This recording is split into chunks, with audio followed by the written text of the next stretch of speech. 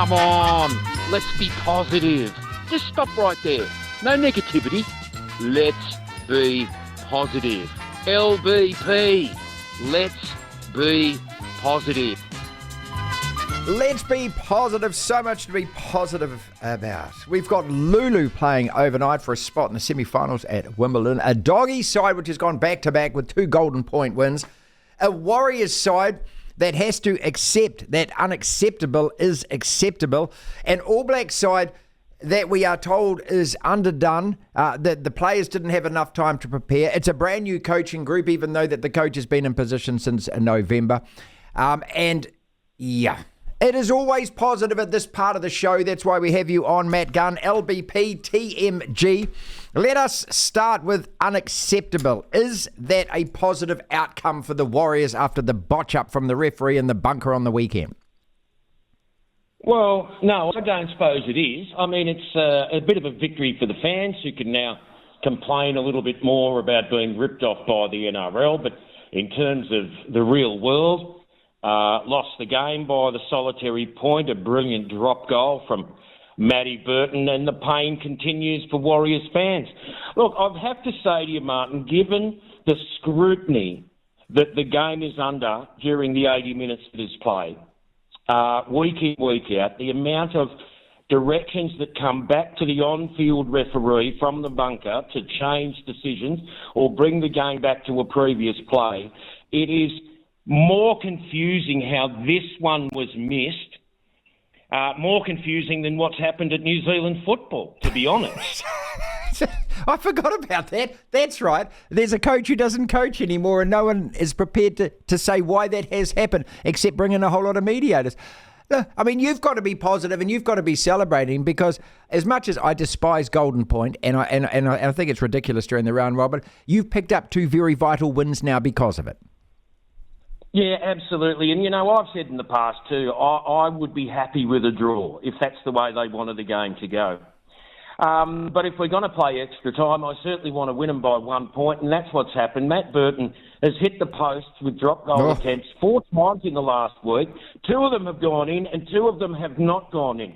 I mean, I don't know if he needs to readjust his technique. He seems to be sending them towards the left-hand post from his position a little too often for me. But, look, we celebrate those games. It was a pretty tight game of rugby league.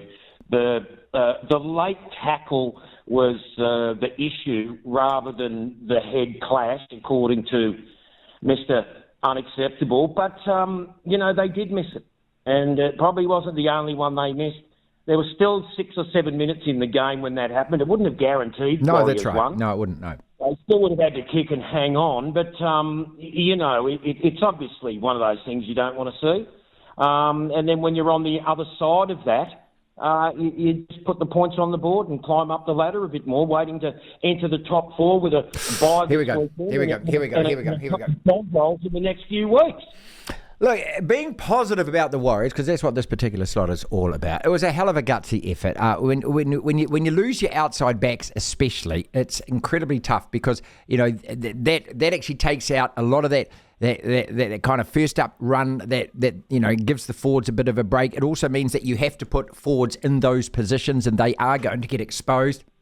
So, you know, incredibly courageous to hang in the game and to battle away like that. And it was a hell of a game of rugby league. Let's not take anything away from it. It was one of the better games I've seen all year. So all of that's positive, and all of that, you know, for the Warriors, they can, you know, but in the end, you know, those things don't give you anything on a points table that is so heavily congested. And it might just come down to 1 or 2.